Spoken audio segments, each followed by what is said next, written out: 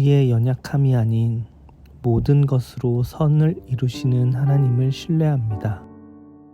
오늘도 하나님을 예배하는 성도로 서길 원합니다. 다 함께 사도신경으로 우리의 신앙을 고백하겠습니다. 전능하사 천지를 만드신 하나님 아버지를 내가 믿사오며 그 외아들 우리 주 예수 그리스도를 믿사오니 이는 성령으로 잉태하사 동정녀 마리아에게 나시고 본디오 빌라도에게 고난을 받으사 십자가에 못 박혀 죽으시고 장사한 지 사흘 만에 죽은 자 가운데서 다시 살아나시며 하늘에 오르사 전능하신 하나님 우편에 앉아 계시다가 저리로서 산자와 죽은 자를 심판하러 오시리라. 성령을 믿사오며 거룩한 공회와 성도가 서로 교통하는 것과 죄를 사하여 주시는 것과 몸이 다시 사는 것과 영원히 사는 것을 믿사옵나이다. 아멘.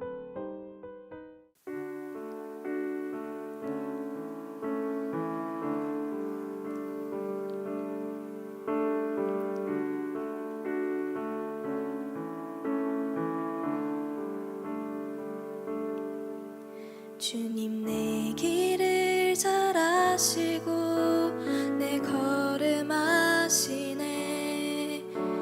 어둠에서 빛을 내시는 그분을 믿네. 무엇으로 주를 섬길지 어디로 가야 할지 헤매이는 나를 아시고 길을 여시네. 주님 내 길을 잘 아시고 내 걸음 아시네. 어둠에서 빛을 내시는 그분을 믿네. 무엇으로 주를 섬길지 어디로 가야 할지 헤매이는 나를 아시고 길을 여시네. 내 삶은 주의 것, 내 삶은 주의 것, 온전한 신뢰를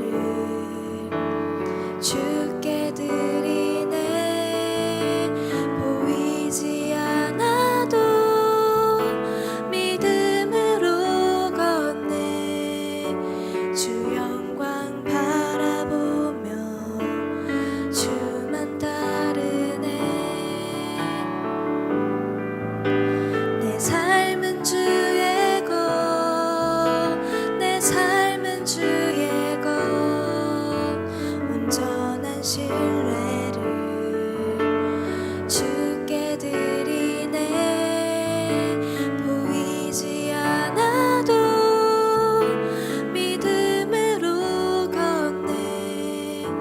주 영광 바라보며 주만 따르네.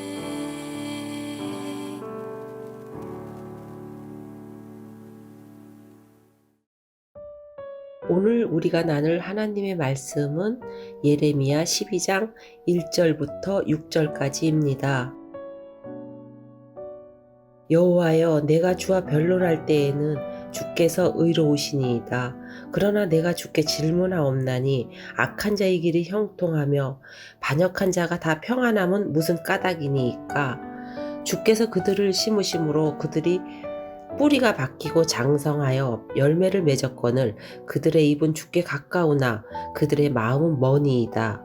여호와여, 주께서 나를 아시고 나를 보시며 내 마음이 주를 향하여 어떠함을 감찰하시오니 양을 잡으려고 끌어냄과 같이 그들을 끌어내시되 죽일 날을 위하여 그들을 구별하옵소서. 언제까지 이 땅이 슬퍼하며 온 지방의 채소가 마르리이까.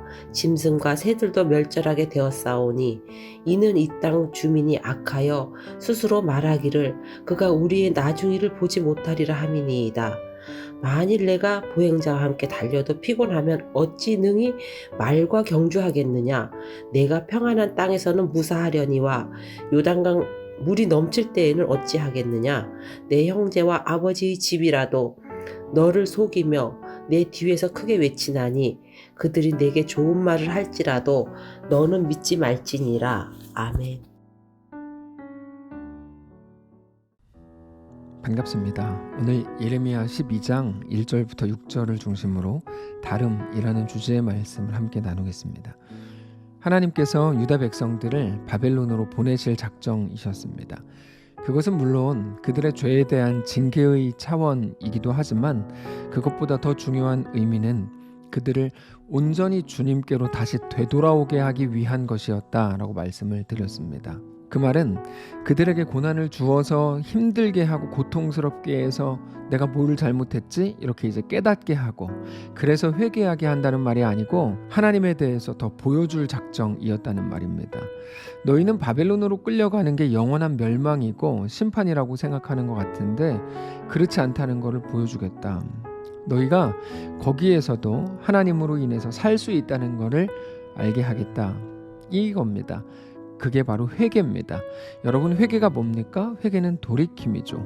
무엇에서 무엇으로 돌이키는 거죠? 하나님이 아니라 눈에 보이는 것들이 나를 살게 하고 나를 영원히 행복하게 할 거야 라고 정말로 그렇게 생각하고 그게 믿음이 되어서 살았는데 이제는 거기에서 돌이키는 거야. 그게 아니라 하나님이 나를 살게 하시는 거구나, 하나님이 나를 붙드시는 분이구나 라고 하는 하나님에 대한 믿음으로 돌이키는 것, 그게 회개입니다. 그래서 어떻게 됩니까? 눈에 보이는 것들이 나를 살게 한다면 바벨론에 끌려가고 바벨론에 패배하고 이런 것 자체가 멸망이고 심판인 게 맞죠. 근데 이제 그게 아니고 하나님이 나를 살게 하시는데 심지어 바벨론으로 끌려간 자리에서도 나를 살게 하신다면 그때 비로소 이 땅이 전부가 아니라 광야에 있더라도 모든 실패와 험악한 현실 속에서도 심지어 바벨론 속에서도 하나님만을 구하게 되는 거죠. 하나님을 소망하게 되는 겁니다. 하나님만을 바라게 되는 겁니다. 그래서 주님, 바벨론을 없애주십시오가 아니고 주님이 나와 함께 해주십시오가 되는 겁니다. 모든 순간 모든 영역에서 다 그렇게 되는 거죠. 주님, 이 일만 좀 해결해 주십시오가 아니라 주님, 이 속에서 나와 함께 해주십시오가 되는 겁니다. 그때 우리가 좋아하는 찬송가의 가사를 우리의 고백으로 할 수 있게 되는 겁니다. 세상과 나는 간 곳 없고 오직 구속한 주만 보이도다. 그 찬양의 가사가 우리의 진정한 고백이 되는 것입니다. 그게 회개라는 겁니다. 하나님께서는 그것을 위해서 유다를 바벨론 포로로 끌려가도록 허용하신다는 겁니다. 근데 우리는 설명을 이렇게 들으니까 그런 거구나 생각을 하지만 그 현실 한가운데 있었던 유다 민족들은 그런 것들이 하나도 이해가 될 수가 없었습니다. 그래서 예레미야의 말을 듣지도 않고 오히려 비난하고 실제적인 위협을 가합니다. 근데 백성들은 그렇다 치고 예레미야조차 이게 잘 이해가 안 됐습니다. 사실 이해는 되었겠지만 예레미야는 당장 눈앞에서 유다 백성이 고통을 당하고 바벨론에 의해 자기들의 왕이 두 눈이 뽑히고 아들들은 그 자리에서 죽임을 당하고 이런 모든 현실을 직접 보는 게 너무너무 만만치 않고 괴로웠고 고통스러웠습니다. 근데 거기 대고 하나님은 너 잘못했다고 회개하지 마라, 그런 한두 마디 말로 고통을 면제해 보려고 하지 마라, 이렇게까지 말씀을 하시니까 예레미야로서는 할 수 있는 게 아무것도 없는 거죠. 그래서 오늘 본문을 보면 이제 하나님께 나가서 예레미야가 따집니다. 이렇게 따집니다. 우리가 죄지어서 바벨론에 끌려가야 된다면 그건 알겠습니다. 근데 하나님 생각을 해보십시오. 우리가 죄지어서 끌려가는 거라면 다른 민족들은 우리보다 더 많이 죄지은 거 아닙니까? 그럼 그들이 우리보다 더 고통을 당해야 되는 거 아닙니까? 근데 왜 그들은 그냥 두시고, 아니 승승장구하게 놔두셔서 심지어 바벨론은 우리를 쳐서 이기게 놔두시고 왜 우리에게만 이런 고통을 줍니까? 이렇게 따지죠. 1절입니다. 그게 여호와여, 내가 주와 변론할 때에는 주께서 의로우십니다. 그러나 내가 주께 질문하옵나니 악한 자의 길이 형통하며 반역한 자가 다 평안함은 무슨 까닭입니까? 왜 악한 자가 형통합니까? 왜 하나님을 잘 믿지도 않는 자들이 평안하게 그냥 두십니까? 이런 질문이죠. 2절, 주께서 그들을 심으심으로 그들이 뿌리가 박히고 장성하여 열매를 맺었거늘 그들의 입은 주께 가까우나 그들의 마음은 머니이다. 그러니까 그들은 자기들이 잘 믿는 줄 압니다. 하나님이 고통을 안 주니까 우리가 잘 믿었구나. 하나님이 오히려 잘 되게 하고 더 부자가 되게 하니까 나 진짜 괜찮은가 보다. 이렇게 생각합니다. 하나님이 그냥 두셔서 그런 거 아닙니까? 근데 하나님도 아시지 않습니까? 그들은 입술로는 세상을 다 변화시키고 하나님께 자기 인생을 다 드린 것처럼 말하지만 마음으로는 하나님을 오히려 우습게 봅니다. 왜 그냥 두십니까? 3절, 여호와여, 주께서 나를 아시고 나를 보시며 내 마음이 주를 향하여 어떠함을 감찰하시오니 양을 잡으려고 끌어냄과 같이 그들을 끌어내시되 죽일 날을 위하여 그들을 구별하옵소서. 제발 우리한테만 고통을 주지 말고 그 사람들을 먼저 죽여주십시오. 그래야 공의의 하나님 아닙니까? 4절, 언제까지 이 땅이 슬퍼하며 온 지방의 채소가 마르리이까? 짐승과 새들도 멸절하게 되었사오니 이는 이 땅 주민이 악하여 스스로 말하기를 그가 우리의 나중 일을 보지 못하리라 함이니이다. 그들이 하나님을 두려워하지도 않고 무서워하지도 않고 아니 신경도 안 씁니다. 그러니까 그들을 좀 먼저 죽여주시고 더 철저하게 죽여야 되는 거 아닙니까? 이렇게 따지죠. 여러분, 이건 누가 들어도 일리가 있는 말입니다. 그게 우리의 매일의 불만입니다. 하나님이 지금보다 더 공정하면 좋겠다는 거죠. 내가 고통을 받는 건 이해가 됩니다. 내가 잘못한 게 있으니까. 근데 나는 그렇다 쳐도 그러면 나보다 잘못을 더 많이 한 것 같은 저 인간은 더 빨리 죽어야 되는 거 아닙니까? 승승장구하게 놔두는 이유가 뭡니까? 이거죠. 하나님이 지금보다 더 공정하면 좋겠는데 왜 상대적으로 의로운 나에게는 이렇게 고통을 주고 나보다 분명히 더 나쁜 저 인간은 그냥 두십니까? 이겁니다. 그때 하나님이 주시는 대답이 이겁니다. 너무나 소중한 성경 구절인데요. 5절입니다.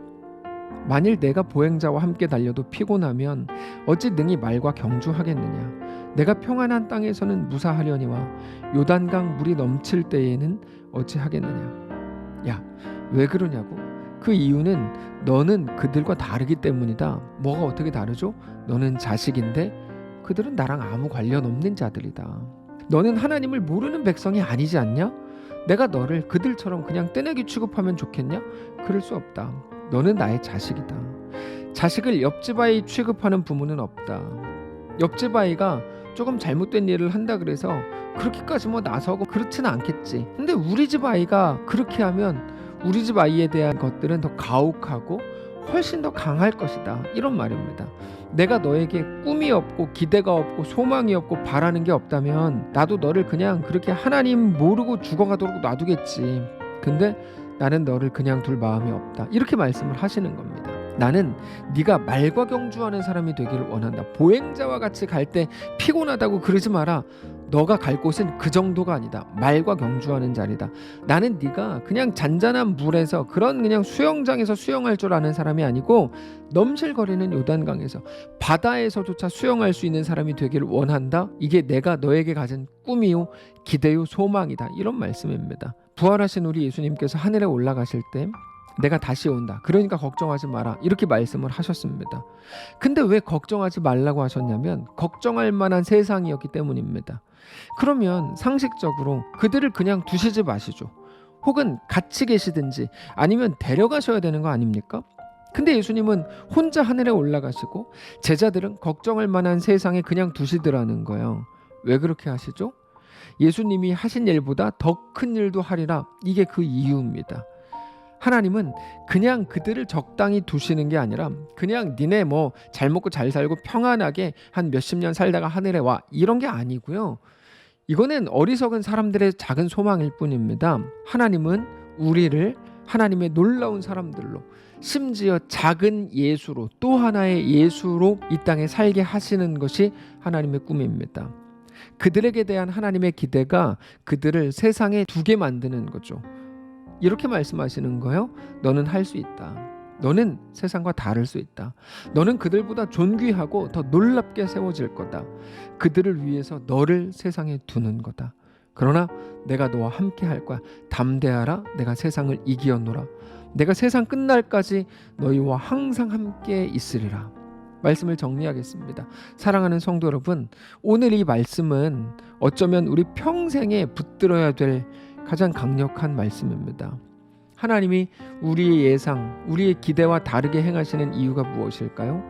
우리가 하나님의 자녀이기 때문입니다. 왜 나만 이렇게 힘들게 훈련시키냐고요? 그거는 우리가 국가대표이기 때문입니다. 명예와 영광은 거저 주어지는 게 아니다. 우리에게 말씀을 하시는 거죠. 부활은 십자가의 죽음을 통해 이루신 것이죠. 하나님은 우리를 서울대 보내실 작정인 겁니다. 그냥 적당히 숨 쉬면서 살다가 가는 인생이 아니라 하나님은 우리에게 대한 놀라운 계획을 가지고 계시고 우리를 통해서 하나님 나라를 이루어 가실 작정이기 때문입니다. 그래서 다윗에게 일찍 기름을 부으신 거고 그 기름 부으심이라는 걸로 묶어서 다윗 인생을 만들어 가신 거고 요셉을 구덩이와 노예의 자리와 감옥에까지 보내신 겁니다. 하나님이 가지신 그들에 대한 기대와 섭리와 계획 때문입니다. 그리고 그들의 어떤 연약함 속에서도 하나님은 그들에게 대한 하나님의 놀라운 계획을 이루어 가실 거고 그건 오늘 우리에게도 동일합니다. 사랑하는 성도 여러분, 오늘 그 하나님을 믿으십시오. 우리 삶에 놀라운 계획을 가지고 행하시는 하나님을 믿음으로 바라보십시오. 오늘 우리에게 펼쳐진 그 모든 현실이 우리 눈에는 별 볼 일 없어 보이고 그렇게 하찮게 보인다고 해도 하나님의 놀라운 계획 아래 우리가 있음을 깨닫고 그러므로 오늘 그 자리에서 신실하게 하나님을 바라보시고 주님과 동행하는 거룩한 우리의 삶이시기를 바랍니다. 한번 기도하겠습니다. 살아계신 하나님, 이 말씀을 주시니 감사합니다. 우리는 하나님의 자녀입니다. 우리는 하나님의 자식입니다. 예수 그리스도를 통해 우리를 핏값으로 사신 주의 백성들입니다. 그 사실을 기억함으로 오늘 이 땅을 살아내게 하옵소서. 늘 나에게 대한 고난과 고통으로 인하여 원망하던 게 전부였다면 이제는 단지 내 잘못으로 인한 고통과 고난이 아니라 나를 더 존귀하고 놀랍게 세우시려고 하는 하나님의 놀라운 계획 아래 내가 있는 것임을 깨닫고 그 자신감으로 우리에게 허락된 이 땅을 넉넉히 살게 하옵소서. 감사드리며 살아계신 예수님의 이름으로 기도합니다. 아멘. 사랑하는 성도 여러분, 하나님께서 오늘 하루를 우리에게 또 허락하셨습니다. 오늘 말씀을 기억하시고 믿음으로 자신 있게 이 땅을 넉넉히 살게 되시기를 주님 이름으로 축복합니다.